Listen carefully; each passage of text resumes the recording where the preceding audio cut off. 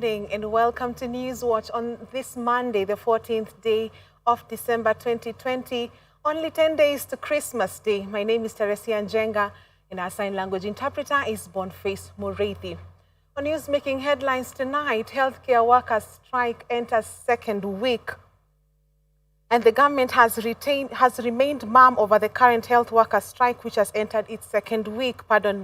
Majority of public health facilities have remained closed, forcing patients to seek alternative means of medication despite the rising cases of COVID-19. And as Alice Diana reports, the striking healthcare workers held protests in Nairobi to air their grievances, saying they will not go back to work until their bare minimums are met.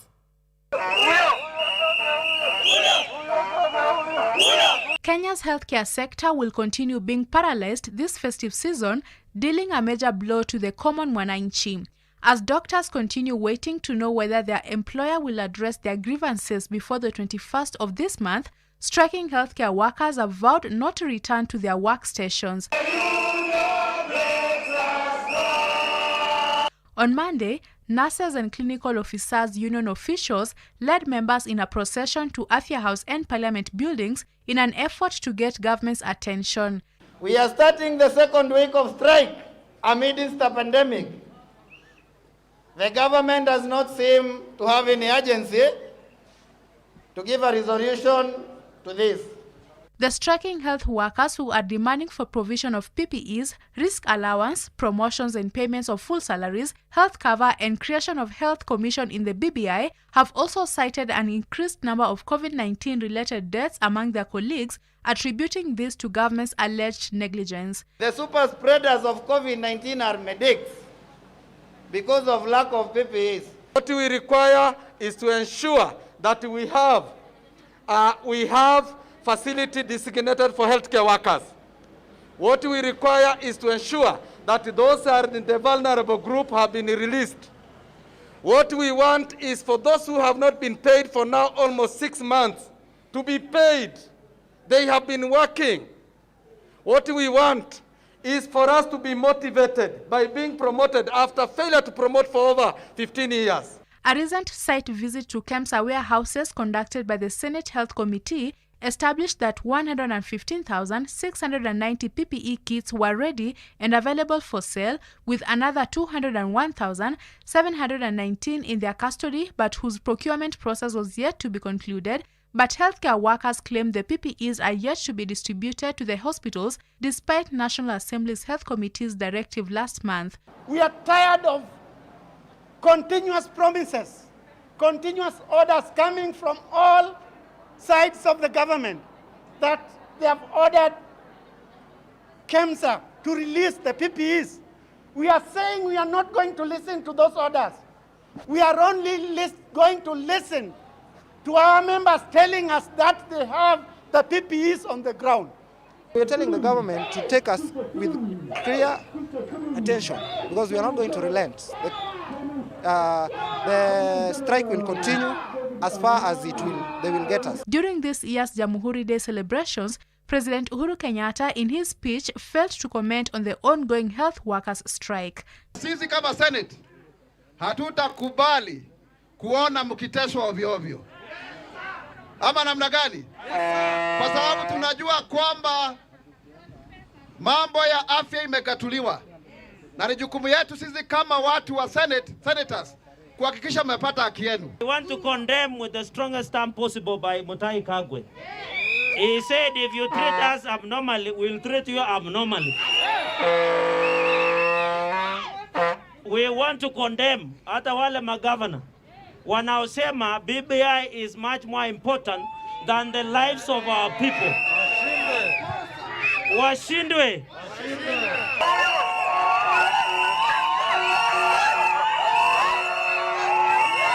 Even as healthcare workers continue striking and government remaining mum on their issues, it is the common mwananchi that will continue suffering as healthcare services have been disrupted in many public health facilities across the country. For Hope TV News Watch at Afya House in Nairobi, I'm Alice Diana.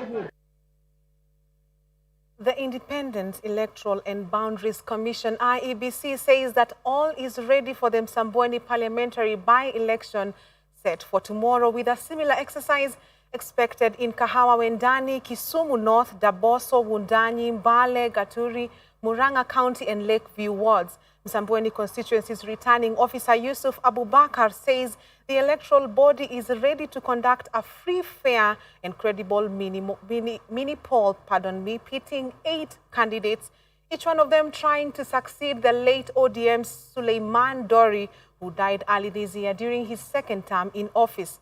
While visiting Kwale last week, Interior CS Dr. Fred Matiang'i assured residents of heightened security in the by-election. Dickens Luvanda has this report.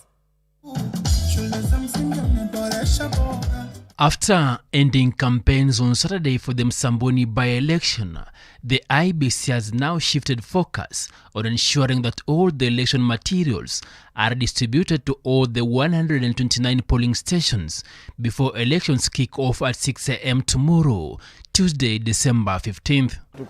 Msambweni constituency returning officer Yusuf Abubakar addressed the press at Dr. Babla Diani High School, saying the IEBC has trained all the polling agents, polling clerks and observers who will now be deployed in the polling stations that are spread in the 4 wards of Ramisi, Kinondo, Ukunda and Bongwe Gombato ahead of the D-Day. Ballot paper ishafika ndio ile pale, tutafungua wakati wote in the next 1 hour. Maandalizi yako tayari. Our security personnel wote washaletwa, they've been deployed. So it's just a matter of subiri muda na tuwaweze kuwa release waweze kwenda kwenye polling stations. Msambweni tunao polling stations, polling centers 60 na polling stations 129. Zote ziko tayari na maafisa wetu wote wako tayari. 8 candidates have been cleared to vie in the Msambweni parliamentary by-election race, with the Cosmopolitan sub-county having 69,003 registered voters. Sasa ikiwa huna sera za kuzungumza, muache Dori alale salama alipo. Na kwa sababu ya hilo ndo tunakaliwa saa zote. Manake gawanya. While visiting the area last weekend, ODM party leader Raila Odinga said the by-election will be a litmus test to see if the BBI has been welcomed in the country by Kenyans. Sasa tunaelekea kwa hii mambo ya BBI. Na sasa mchujo ya kuangalia kama tuko tayari ni mambo kama haya hii ya Kwale hii. Kuna kama timu ya BBI itashinda au itashinda. The candidates in the fray include ODM's Omar Boga, independent candidate Faisal Bader, Charles Bilali, who is also an independent candidate, Marere Wamwachai of the National Vision Party, Hassan Mwakulonda of the Party of Economic Democracy, Sheikh Mohammed Abdurrahman of the Wiper Party, Hamisi Makaonje of the United Green Movement, and independent candidate Mansuri Kumaka. Sajili yetu ya wapiga kura iko tayari, na sajili ambayo itasimamia uchaguzi huu tuko na wapiga kura 69,300. And then hii wiki moja ambayo imepita, sajili yote imeweza kuchapishwa na kuwekwa kwenye vituo. Kwa hivyo umma imeenda ikadhibitisha kwamba, ama raia wameenda wakadhibitisha kwamba wao ni wapiga kura katika vituo hivyo. Kuyaangazia yote alafu tu prepare report ambayo pia tutakuwa na shirikiana na wenzetu kuhakikisha kwamba ile ripoti ambayo mwisho itatoka Msambweni ni ripoti ambayo inaweza kueleza kama uchaguzi ulitendeka kwa haki, ulikuwa credible, ulikuwa peaceful. Kama shirika la Haki Afrika tutakuwa mashinani, tutakuwa katika polling station zote kuhakikisha ya kwamba tuna observe election hii, kuhakikisha ya kwamba itakuwa free, fair and credible. While visiting Kwale County last week, Interior Cabinet Secretary Dr. Fred Matiang'i, flanked by Governor Salim Mvurya, assured that sufficient police officers will be deployed to ensure sufficient security in the by-election, which will run up to 5 p.m. Weka amani ya kutosha wakati wa uchaguzi mdogo unaokucha, wakati wa sherehe za Krismasi. The by-election is expected to be done under strict COVID-19 adherence in an effort to curb the spread of the virus, with a similar exercise being expected to be conducted in 6 wards, including Kiambu County's Kahawa Wendani, Kisumu North, Dabaso in Kilifi County, Undanyi Mbale Ward in Taita Taveta County, Gaturi in Murang'a County, and Lakeview in Nakuru County. Voters are expected to come to the stations masked. Hatutaki tuambukizane corona. So hatutaki voters waje kwenye stations bila masks. Tutakuwa na clerk ambaye atashughulika na swala la watu kuhakikisha kwamba watu wamenawa mikono. Tutakuwa na sanitizers in all our polling stations. Deacon Sylvander, Hope TV News. And election officials and the Malindi Sub-County Security and Intelligence Committee deployed election materials, officials and security personnel to all the 22 polling stations in 10 centers across the ward. Briefing the media at the Ngala Memorial Girls Secondary School, which will be the tallying center for Tuesday's mini poll, returning officer Hilary Kombe and Malindi Sub-County Police Commander Joe Lekuta called on voters to cast their votes and leave the polling stations to wait for the results at home. Kombe said that all Ministry of Health protocols will be followed at the polling station and within the tallying center to prevent the spread of COVID-19 among election officials, agents, observers, and security personnel. Daboso has 12,620 registered voters. Candidates watakuwa wanakubaliwa. Kila candidate atakuwa na ruhusa ya kuja na agents, wale chief agents wawili. Wale wengine watabaki huko. Na lingine pia ningetaka kusema ni kwamba kuna ile curfew ambayo is in force. Except that kwamba wale poll officials watakuwa exempted kwa ile curfew, lakini wengine wote wako under the curfew. Na kila kituo kitakuwa na askari wawili. Alafu kutakuwa pia askari wa ziada ambayo watakuwa wanafanya patrol. Apart from uchaguzi, mambo yale yote ambayo inahusu sheria za COVID, ambaye ni mambo ya distancing, mambo ya kuvaa barakoa, yote yataweza, tutahakikisha kwamba yanafanyika. Na wakati mtu amepiga kura asubuhi, ukishamaliza kupiga kura unaondoka, unaenda kwako, unaenda kungoja matokeo nyumbani. Alafu tunasisitiza ya kwamba tunataka peke yake watu wa Dabaso, hatutaki watu wa nje. And the campaign in support of the Building Bridges referendum is still going on in the country, with pro-BBI supporters urging Kenyans to give their support to what they term to be the game changer. Speaking after the launch of a 6 billion affordable housing project in Kitui County, ODM party leader Raila Odinga has maintained that the referendum will be conducted before the 2022 presidential elections. This comes days after the Building Bridges Initiative Secretariat closed the door for further amendment to the Constitution of Kenya 2020 Amendment Bill after submitting 4.4 million signatures to the IEBC. Our reporter Mark Kimondo has more. ODM party leader Raila Odinga has insisted that the Building Bridges Initiative referendum will be conducted before the 2022 general elections to avoid confusing Kenyans. Speaking during the launch of a 6 billion affordable housing project in Kitui County, the former Prime Minister said the constitutional change movement ought to precede the general polls for Kenyans to make informed decisions regarding electing their leaders and the proposed constitutional amendments. Wengine wanasema ati hii BBI iweke pamoja na uchaguzi. Hapana, kama inaweka pamoja, hiyo picha bado tunataka zitakuwa namna gani? Sasa tunasema haya mambo mabadiliko yote mpaka iwe katika ifanyike kabla uchaguzi inakuja. Wengine wanasema tuwekini kwa kura. Tayari wa Kenya wako na shida mingi zaidi na hii sheria wa sasa. Siku ya uchaguzi unapewa makaratasi 6. Unapiga kura kwa MCA, kwa mjumbe, kwa mama, kwa senator, kwa gavana. Deputy President William Ruto had proposed that the Building Bridges Initiative referendum be held in 2022 alongside the general election. However, pro-BBI supporters say Ruto's idea is not practical. Raila also accused the Tanga Tanga faction of insincerity, regarding their stand on the BBI report, saying they should clearly state their position on the initiative. Ati hii mambo ya ombudsman sitaki. Hii mambo ya mahakama sitaki. Ati hii mambo ya nini ya wakina mama hii nataka. Hii inawezekana. Baada ya kusema kama napinga, analeta ujanja kusema kukataa. Naambia wewe, kama wewe ni mtu ambaye ana msimamo kamili, simama tuseme mimi napinga. Ruto and other leaders allied to him have been trying to push for consensus, saying there are many important things that have not been captured in the report. However, the BBI Secretariat announced that it will not receive any more proposals, leaving DP Ruto and his team in limbo. Gelu noted that the BBI constitutional amendment could be simultaneously achieved with the COVID-19 recovery.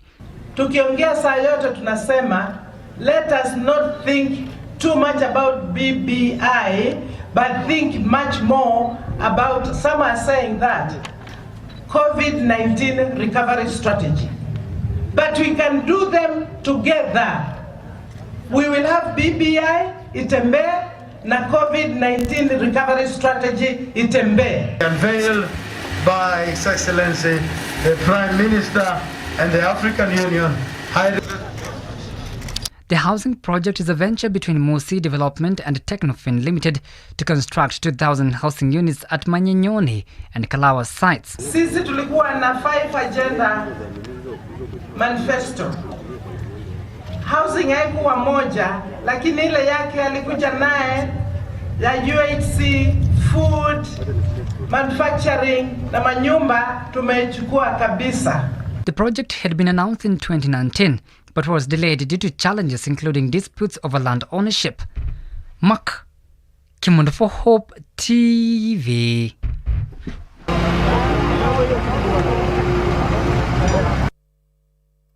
The Ministry of Health has announced that 163 people tested positive for COVID-19 from a sample size of 2,283 tested in the last 24 hours, bringing to 92,055 the number of confirmed infections in the country. Giving a statement to the press, Health CS Mutahi Kagwe said 424 patients recovered from the coronavirus, 378 from the home-based care program, while 46 were discharged from various hospitals, taking total recoveries to 73,452. However, 6 patients also succumbed to the disease, bringing the cumulative fatalities to 1,593. The distribution of cases by counties top 10 is as follows: Nairobi 94, Kiambu 15, Homa Bay 18, Uasin Gishu 7, Nakuru 6, Machakos 4, Murang'a 3, Kisumu 3, Trans Nzoia 3, and Mombasa 2.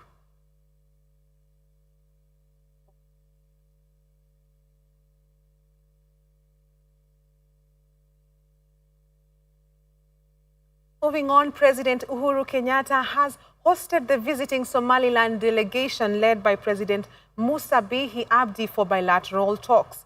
During the meeting, the two leaders initiated discussions on a number of subjects of mutual interest between Kenya and Somaliland. The two delegations are set to meet again tomorrow to finalize the talks. Somaliland President Musa Bihi Abdi arrived in the country on Sunday for a 3-day official visit.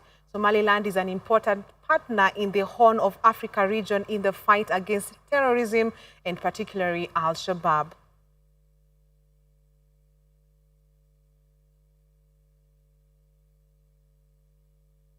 And President Uhuru Kenyatta has sent a message of condolence to King Mswati III and the people of Eswatini following the death of the country's Prime Minister Ambrose Manvulod Lamini.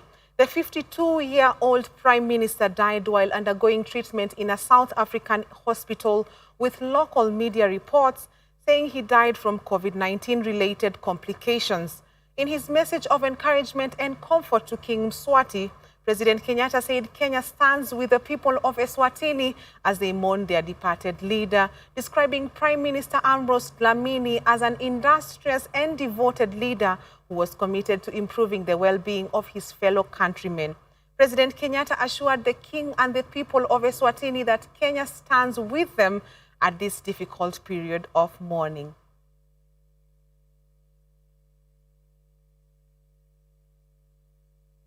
Let us now take our first commercial break. We have much more coming up, including the uproar over plans to increase university fees. We'll be back shortly.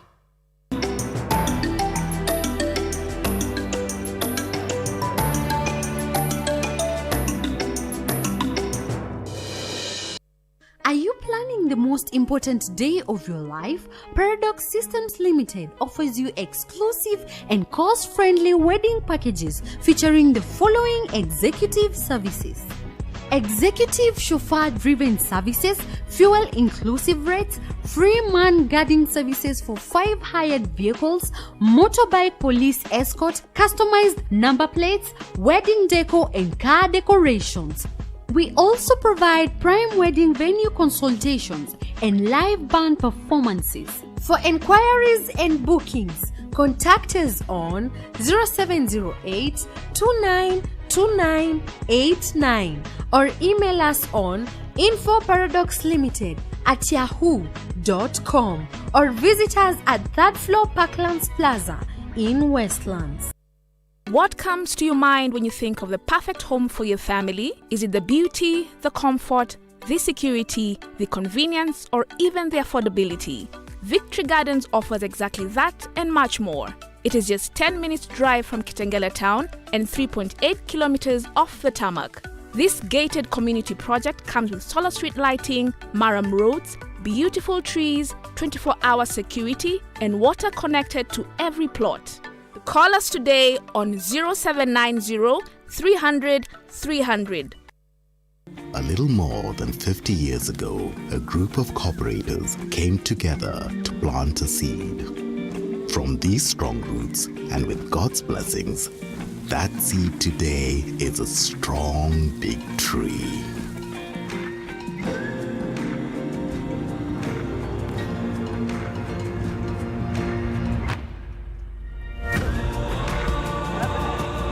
The Cooperative Bank has grown to serve not only the needs of the cooperative movement, but also by helping unlock new and creative opportunities.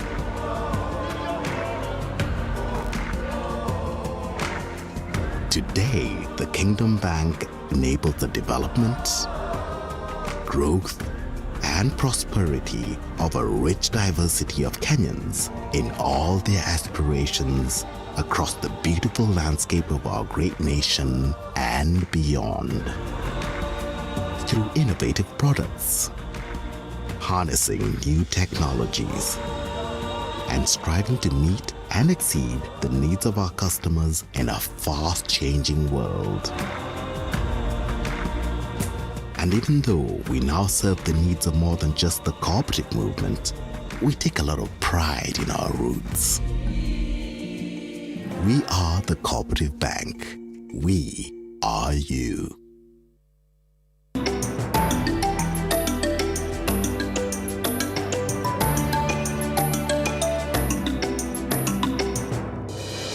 Welcome back. The chair of the National Assembly Public Accounts and Investments Committee, Chairman Opiyo Wandayi, now says plans to triple university fees will lock out children from poor backgrounds, hence widening the gap between the rich and the poor. Wandayi, who is also the Ugunja Member of Parliament, said the intention was ill-advised and urged the government to reverse the decision to allow more children to access higher education. He was speaking at Sigomea Trading Center in Ugunja Sub-County while presiding over the official opening of a modern chief office complex for East Oholo location. The complex was funded by the National Government Constituency Development Fund. The government must understand that the COVID-19 has taken a toll on the people. That even as we open schools in January, the issue of school fees must be looked into in a way that no pupil, no child is sent back home on account of lacking school fees. And I also said that the intention intention which is being mooted to double or triple fees at the university is very, very ill-advised. Very ill-advised. The government has got mechanisms to look for money, particularly by dealing with the corruption, the runaway corruption in the country. To look for money and cater for the education of our children in the universities. Otherwise, the gap between the rich and the poor shall continue to widen if we don't address this matter. Nairobi Senator Johnson Sakaja has vowed to support ANC party leader Musalia Mudavadi 2022's presidential bid once President Uhuru Kenyatta's term ends. Sakaja says Mudavadi has stood firm in his political career, hence they need to ensure he takes Kenya to where it should be as the 5th president. Sakaja, who was speaking in Maringo, Nairobi County, also backed the BBI initiative, saying Nairobi stands to gain a lot through CDF once a referendum is held as planned. And as the president said yesterday, each generation will have its chance kuleta mabadiliko. For now, this is what we have. Let us move together towards now civic education, tuelimishe watu wetu, what good this brings. Ukiniona hapa, ukiona Aladwa, ukiona Stazo, different political parties, behind Musalia Mudavadi, we are going to shock this country by our unity as a people. Our unity will be our marching anthem. Mheshimiwa Musalia, I said it the other day, I thought maybe you didn't think I was serious, and I have repeated it. The decision we will make is like Solomon in the Bible. The decision we will make will be Solomonic. We will stand for justice. We will stand for truth. And the decision we make in the Senate will not be informed by political witch hunt. It will be informed by justice. Now, Environment and Forestry Cabinet Secretary Keriako Tobiko has condemned illegal grazing of cattle in Mukugodo Forest, saying the forest is not a place for commercial ranching. The CS said despite the drought, there is a need for grazing access right control through the participatory forest management plan implemented by Kenya Forest Service. The CS was speaking at All Arijiju Primary School, where he conducted his 3-day tour of Laikipia County by a tree planting exercise where a total of 7,000 trees were planted during his tour of the county, accompanied by CAS Mohamed Elmi and Laikipia North MP Honorable Sarah Rekorere. CS Tobiko and his team donated water tanks, chain links, barbed wires, beehives, sanitizers to several schools and communities, and urged the community to be dedicated and support environmental conservation by nurturing the trees. Na tunawaambia wale ambao wako kwa hii msitu na wako na ng'ombe wakitoka mbali waanze kufunga virago na kutoka warudi pahali walitoka. Hii msitu imeanza kufanyiwa biashara. Sio na watu wadogo wenye ambao tunaona hapa. Ni mabwenyenye. Sio? This forest is not for commercial ranching.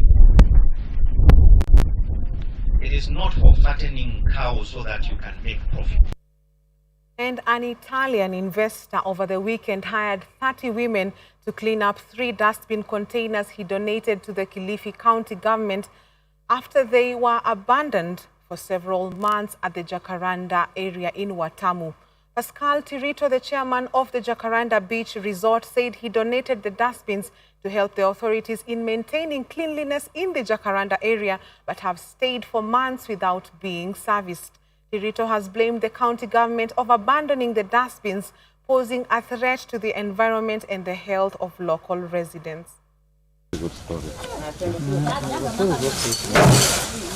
Fortunately, nobody come to remove the taka-taka, and when it's full, of course, the community put all taka-taka around. So I call 2 times the county, and they say they have the lorry broker put down, and they can assure me when they can remove the taka-taka.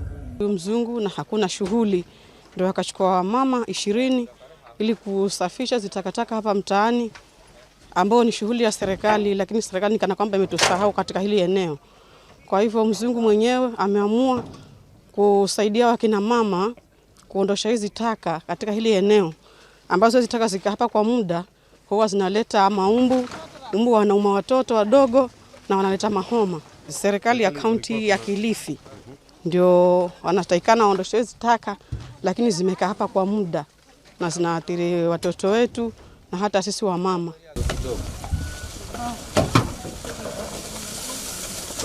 Across borders, reports from the Nigerian government troops say they have surrounded the area where gunmen are believed to be holding school children hostage in northwestern Katsina state. About 800 pupils were enrolled at the all-boys school and about half remain unaccounted for. It is not clear how many students were abducted and how many ran away during the attack and have not yet been found. The government has blamed the attack on bandits who are thought to be seeking ransom. Amnesty International says more than 1,100 people were killed by bandits in northern Nigeria in the first 6 months of this year, with the government failing to bring the attackers to justice.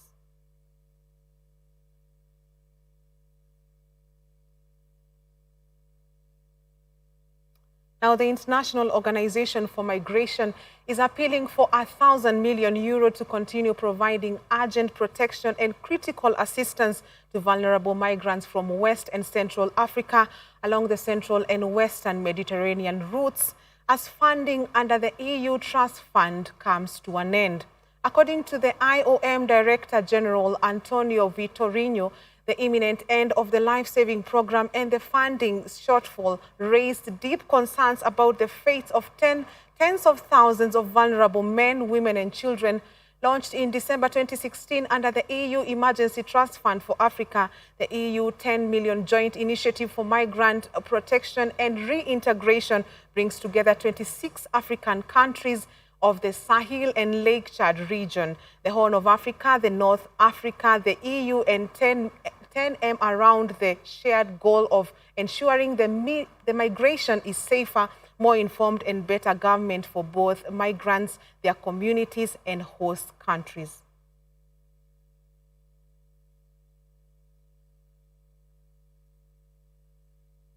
Please Watch now takes another short break. Business and sports is coming up.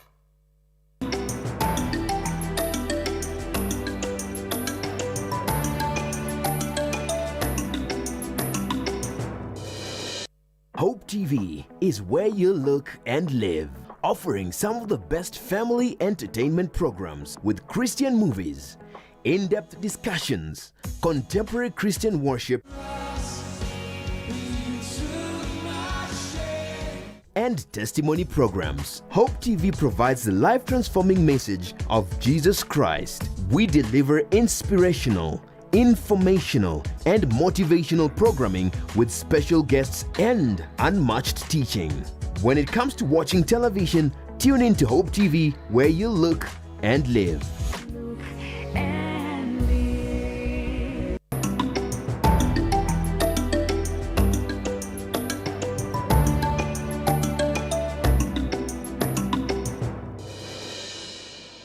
Glad you're still with us. Now, leaders and hoteliers in Kilifi County have assured tourists visiting the coastal region of their health and safety.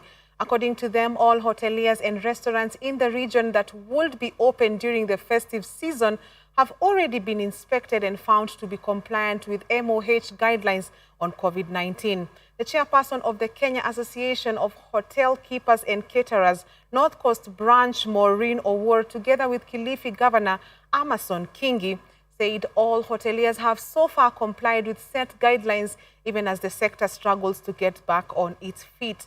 Most hotels are not yet open because they largely depend on international tourists who have been coming to the country who have not been coming to the country due to lockdowns in their respective countries. Owuor, who is also the general manager of the Ocean Beach Resort in Malindi, said hotels that depend on domestic market did not have full projections due to fear that the government could impose inter-county lockdowns to stem the spread of COVID-19. What I can assure the clients that are coming down to our region, that most of the hotels, all the hotels that are operating, they have ensured that they are following the right protocols that have been laid down, and we assure our clients of their safety during their stay with us. Ni kweli kwamba corona imetambaa katika Kenya mzima. Si Kilifi peke yake wala si Malindi peke yake. Corona, visa vya corona vinapatikana dunia mzima. Kitu ambacho nataka niwaambie wale wote ambao pengine wana ari ya kuja Malindi ama Kilifi kwa sababu ya holiday zao za Christmas na mwaka mpya, kwamba wanamiliki hoteli, wale wote ambao ni washikadau na waendesha hoteli, si Malindi, si Kilifi, si Watamu, si Mtwapa, wameweka mikakati ya kutosha kuona kwamba unapokuja katika hoteli za Kilifi, za Malindi, za Watamu, uko salama salmin. Kwa hivyo kusiwe na woga kwamba eti kwa sababu kumetangazwa kuna visa vya corona Malindi, watu waanze kususia kuja Malindi. Nataka niwahakikishie kwamba baada ya kuzungumza na wadau katika sekta ya kitalii, kuna timu ambazo zimeenda kukagua hoteli hizi, na ile mikakati iliyowekwa na hoteli za kifahari za kitalii hapa Malindi na Kilifi mzima ni kwamba ni mikakati ambayo italinda mtalii yoyote ambaye anaingia katika sehemu hii. We apologize for that mix-up in those names. Moving on, Google services including Gmail, YouTube, and Google Search were restored this afternoon after a global outage. The services seemed to be down for some users for a few minutes, but the search engine giant is yet to acknowledge the outage. By 4 p.m. today, Down Detector showed over 9,000 reported cases from users having issues accessing YouTube. A similar outage was reported on Gmail and YouTube.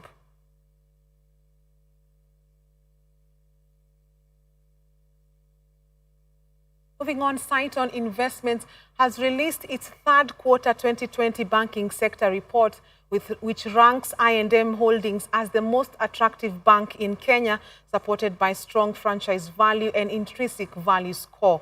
The franchise score measures the broad and comprehensive business strength of a bank across 13 different metrics, while the intrinsic score measures the investment return potential. The report themed erosion of the banking sector's asset quality amid the COVID-19 operating environment analyzed the third quarter results of the listed banks. KCB Group recorded a decline in the franchise value ranking coming in 7th, mainly on the back of the deterioration of their asset quality, as evidenced by the group's high non-performing loans ratio of 15.3% against a weighted average of 12.4%. We ranked I&M as number one, given that it ranked first in its franchise value score and second in its intrinsic value score. And we saw KCB record a decline in its ranking from the half 1 2020 rank. KCB declined to 5th in position, and this is due to the deteriorating of its asset quality, as depicted by the high non-performing loans ratio, which was at 15.3% in Q3 2019. For HF, it continues to be the 10th in the position, and this is due to its weak franchise ranking scores, as well as the non-promising future growth opportunity as a result of the lack of proper cost efficiency structure. Consolidation will continue to remain a key thing in the quarter, full year 2020 and going forward, with the recent merger and acquisition being seen on 25th November, where KCB disclosed that it had entered into an agreement with Atlas Mara to acquire a Rwandan bank, that is Banco du Popular du Rwanda, 62.1% and 100% stake in African Banking Corporation in Tanzania. In Q3, we saw a cooperative bank complete the 90% acquisition of Jamii Bora, and as such, it rebranded it to Kingdom Bank Limited. Other acquisitions include I&M Banking intending to acquire 90% of the Orient Bank Limited in Uganda.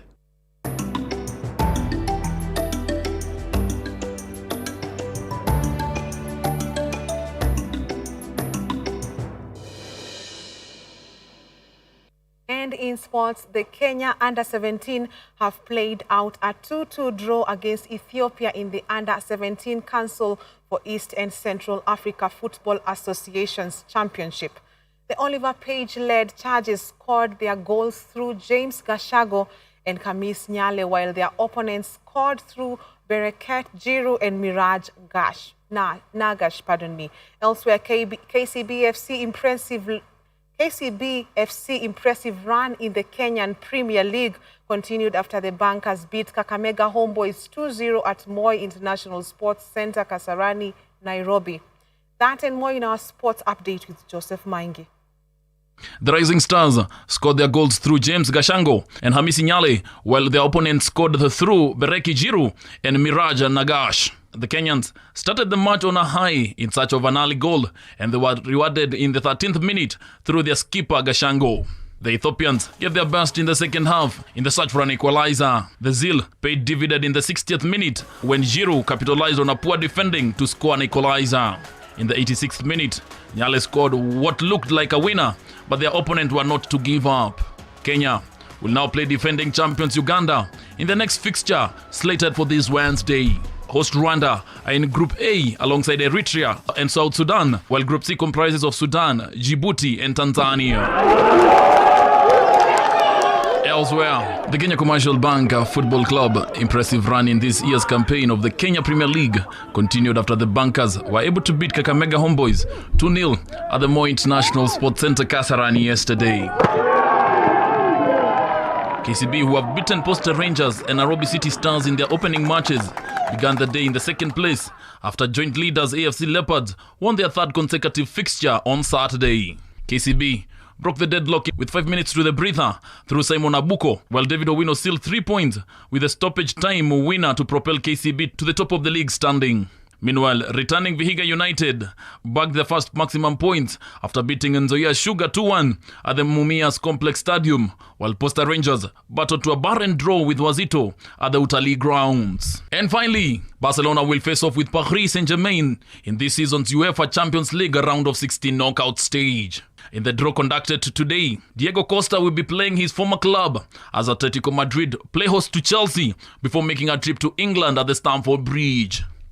Elsewhere, Borussia Mönchengladbach, who made it to the last 16 for their first time, will play Manchester City at the Etihad before hosting the English side in Germany. Italian side Lazio will come Bayern Munich to the Stadio Olimpico in Roma before making a trip to Germany. And remaining in Germany, German side Red Bull Leipzig host Liverpool in Germany before making a trip to the Anfield. Portuguese giant Porto will start their knockout stage campaign when they face off with the Italian counterpart Juventus.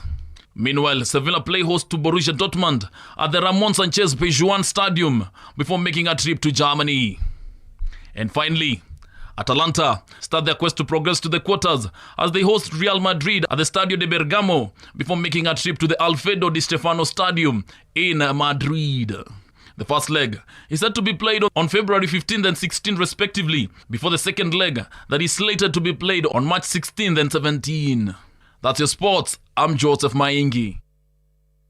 That's it for News Watch tonight. Thank you for watching. My name is Teresia Njenga, and our sign language interpreter is Boniface Mureithi. Let's do this again tomorrow, same place, same time. For now, have a good night.